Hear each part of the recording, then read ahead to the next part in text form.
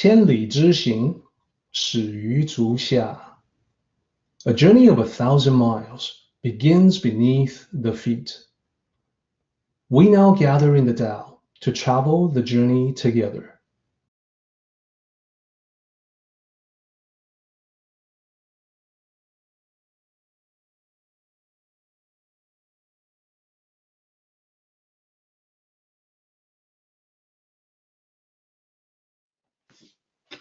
For now, though, it is very important for us to talk about a famous example from Chinese history about the yielding and bending, the flexible approach, the soft approach.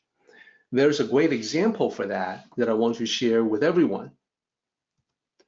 And let me show you the next slide so we can start talking about it.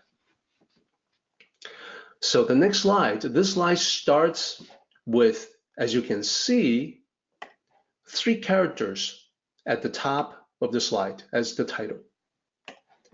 So I want to first explain what the 3 characters are, and then I can tell you the story behind it, the 3 characters. First of all, the 3 characters in Pinyin, you'll see the pronunciation here. The actual pronunciation is 六尺巷. 六尺巷. What does it mean? I know that some of you are studying Chinese, so you may already have an inkling. The first character is actually an easy one because it's one of the numbers, 1, 2, 3, 4, 5, 6, etc. So let me bring up the meaning. Literally, the first character means 6, the number 6. The second character means feet, but I don't mean legs, feet, your foot. I mean the measurement. 1 foot, 2 feet, 6 feet.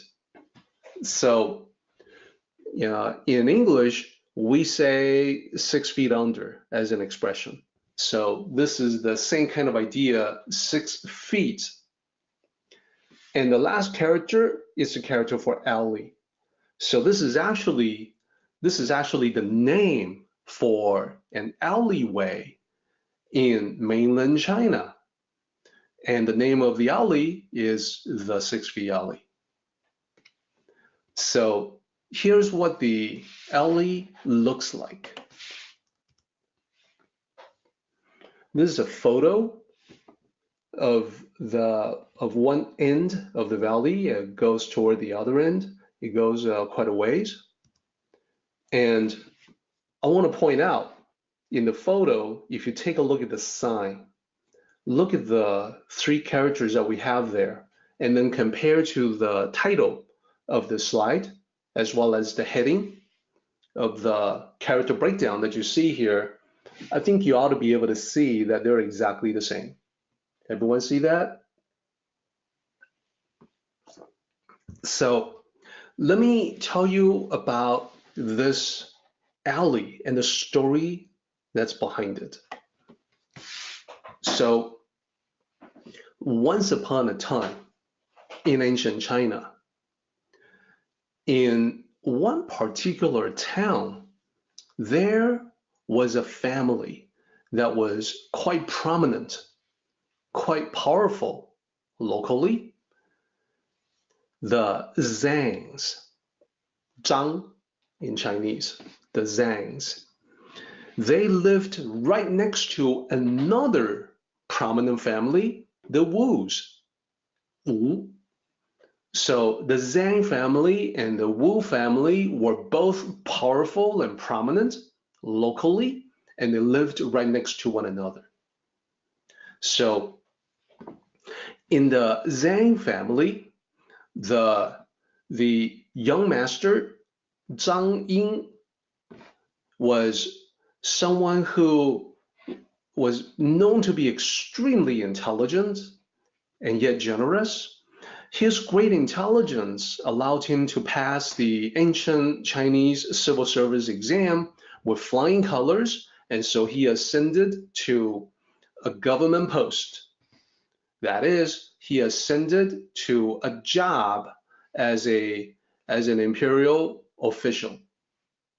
Indeed, he was promoted to the ancient imperial capital, where he served in the imperial court as a minister. So that is a very big deal.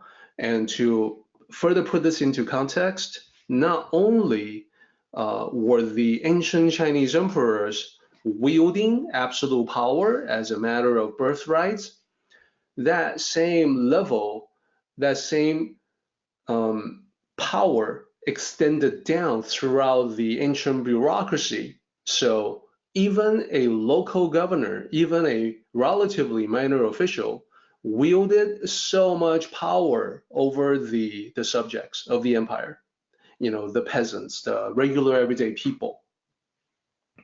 So traditionally, the Chinese people who were not these powerful government officials, they lived in fear of these officials because these officials were so much more powerful than they were. So Zhang Ying was a minister in the imperial courts, and usually he is very busy. He is handling matters of the state. One day, he received a letter from home. So he opened up the letter, he looked at it, and he frowned. There's something going on at home. There's contention. Specifically, it's contention between the Zhang family and their neighbor, the Wu family, both prominent. What was the issue? What was the problem? Well, it turns out that the two prominent families were building a wall between them, but could not quite agree on where that wall should be. Because according to the documents in the Zhang family, their property extended so far. But according to the documents held by the Wu family, it showed that their property extended the other way. So there's an overlap between the two where their properties met. And the contention was, no, this strip of land, this actually belongs to me. And then the other side says, no, it's actually ours. It's been ours since ancient times. Previously, there was no wall, so people didn't really care. And sometimes you step over one or the other, the boundary wasn't marked anyway. They just had a rough idea that, between the two families, between the two estates, roughly one particular place where the alleyway is today, that's where the boundary is at. People had a rough idea. But now, when it comes time to build a wall, well, they have to build it someplace. They had to build it at the exact boundary, but where's that boundary? They could not decide. They fought over this. They raised the matter to the local government. So the local ruler was not from either one of the families, was not from the Zhang family or the Wu family, but the local governor knew that both families were extremely powerful locally, and they did not want to offend either one. So they sat on this case. It encountered delay after delay. He didn't want to make a decision because to rule in favor of the Zhang family, you offend the Wu family, offending and the other way, and vice versa. If you rule in favor of the Wu family, you offend the Zhang family. And the Zhang family was the more powerful of the two because the head of the household, Zhang Ying, was an imperial minister. But the Wu family had enough clouds that the governor really hesitated to rule in favor of the imperial minister's family. That is the reason why Zhang Ying, the minister, received this letter from home. So he thought over this matter, and then he replied to the letter with a very short message. And In ancient times, these officials were all poets. They were all highly taught. They were all highly educated. So it was a simple matter for them to respond in the form of poetry. And that's exactly what he did. We think of that as maybe a little bit strange today, but in ancient times, this was a very common practice. So first, let me show you the reply. Then I will translate it for you, and then I will explain it in detail.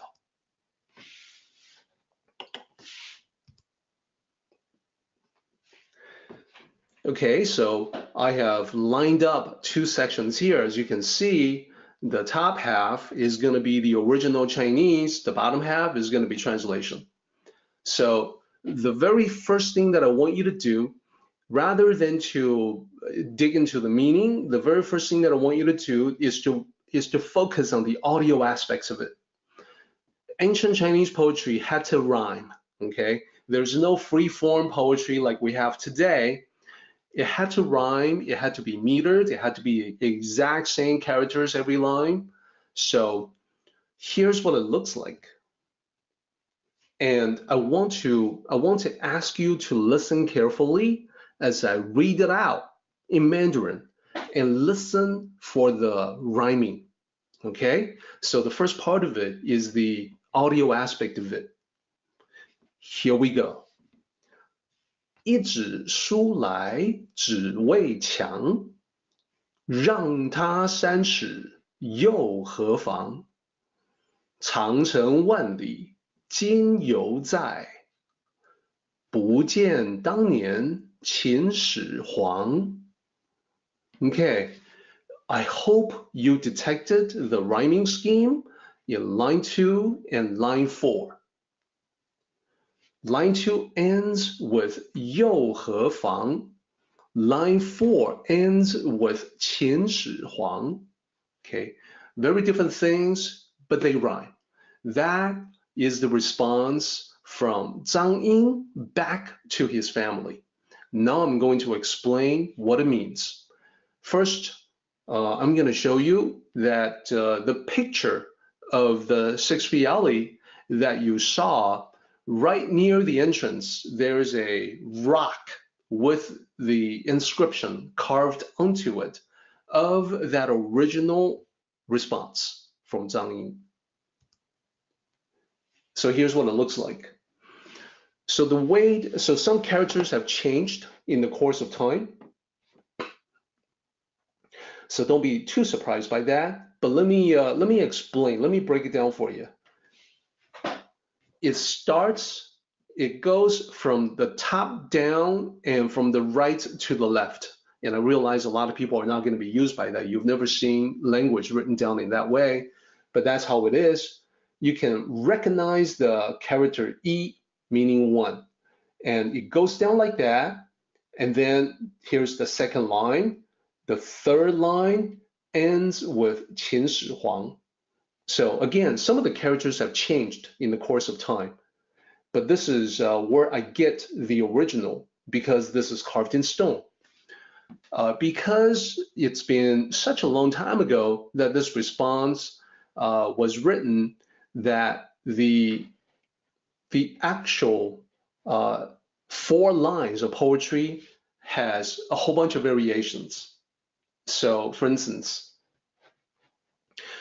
the third line that says 长城万里今犹在, one variation is 万里长城今犹在, with characters flipped around. And the beginning is also different in many versions. But I've gone back to the very original as proven by the rock over here.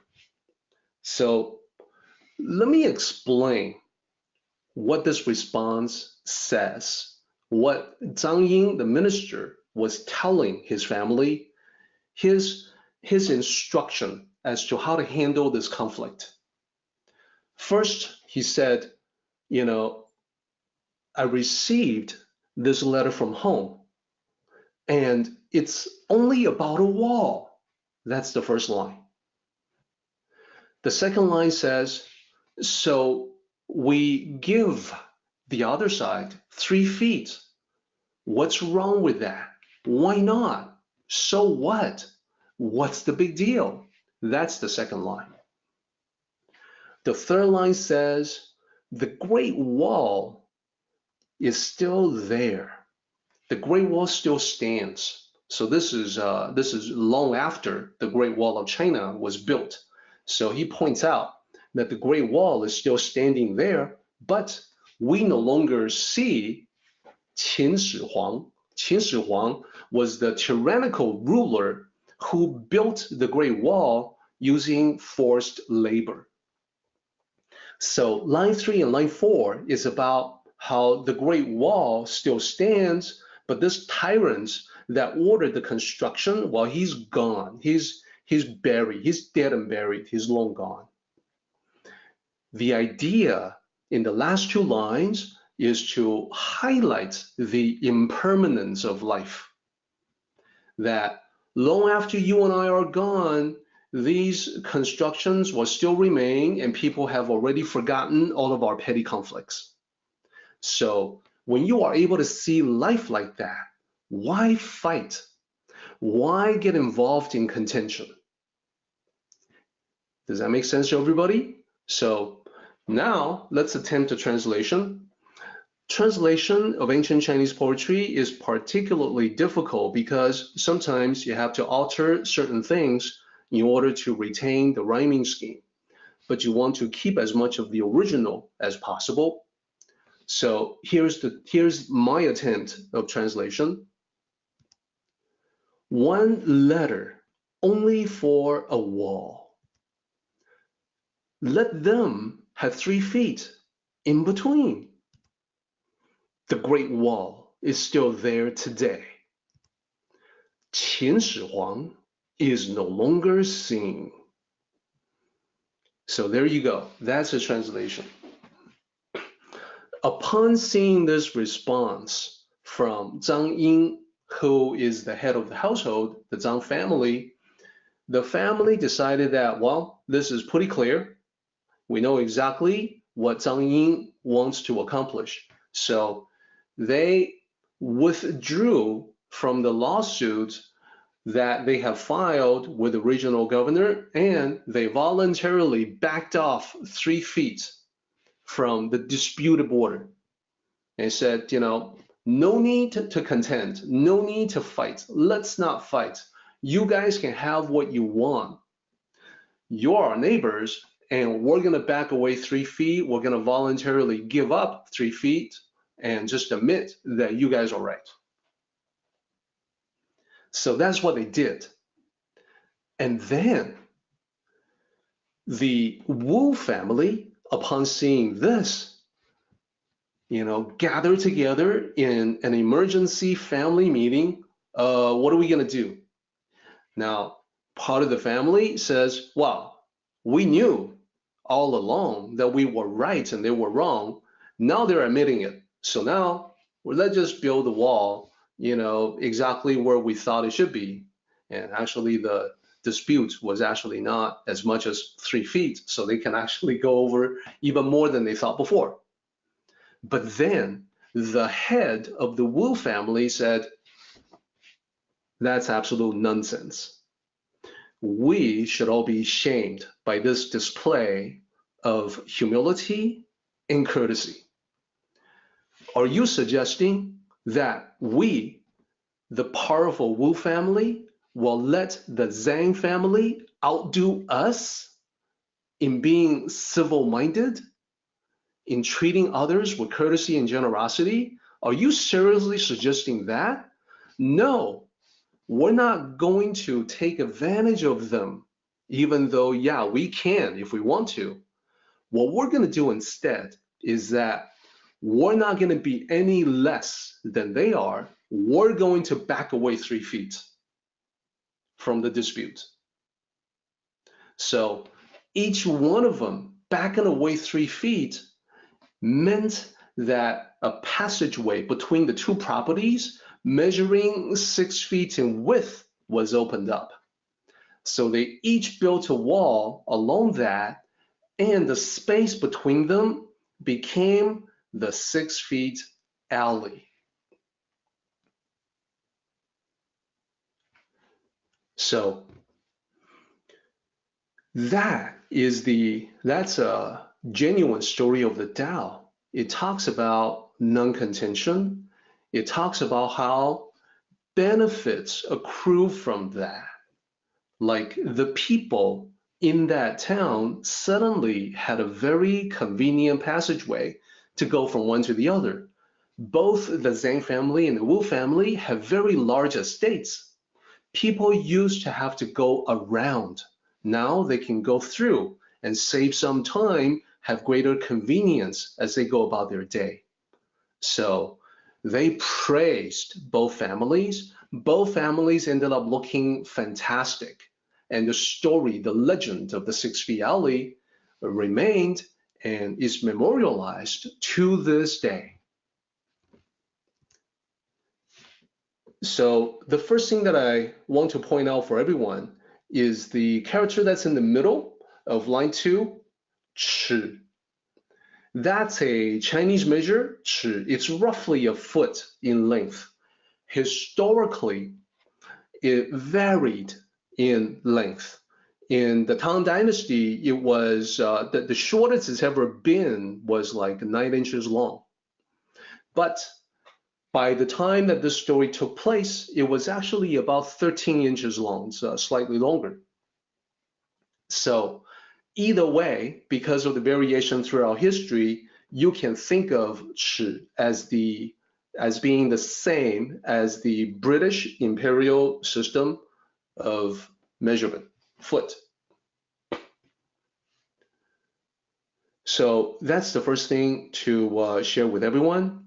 And one more, I'll park here so that we can come back and maybe talk about a little bit more. Zhang Ying was the minister. He was the author of the poetry that you saw. If you look at the last 2 characters in the photo here, you'll see that this is what they are. So he pointed out that Qin Shihuang, the tyrant who built the Great Wall with forced labor, is long dead and gone. This underscores the impermanence of life.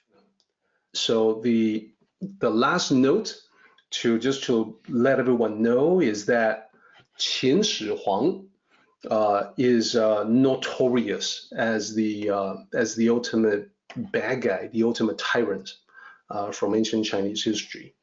So not only did he distort the Tao that he had learned, but he also slaughtered millions and millions of people. Now, he lived back in the days after the period of the warring states. He was, in fact, the person who united ancient China into one massive empire. And this is roughly 2,200 years ago. So a little bit after the time of Lao Tzu, which was roughly 2,500 years ago. So he certainly was aware of the Tao teachings. However, he serves as a perfect example of the person who framed the question about these ancient emperors who were horrible despite having learned the Tao. So building the Great Wall was just one of the many things that he did that was very taxing and quite abusive of his power. He was also the one who used, again, forced labor to build a great tomb for himself.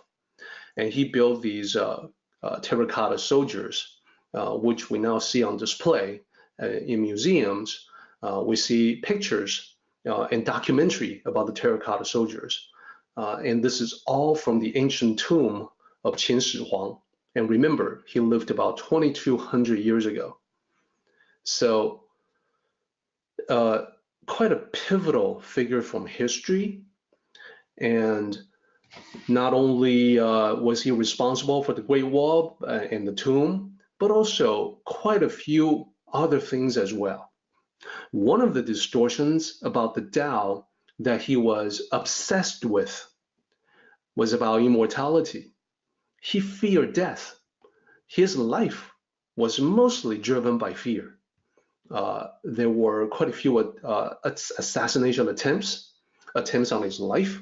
So he wanted to live forever. So using the absolute power of an emperor, he ordered the scholars, anyone he knew, to come up with the solution for immortality. He sent scholars out to every direction imaginable, seeking the elixir of immortality. One group he sent toward an island that is off the mainland of China. So these scholars received the order to come back with the elixir of immortality, the elixir of life.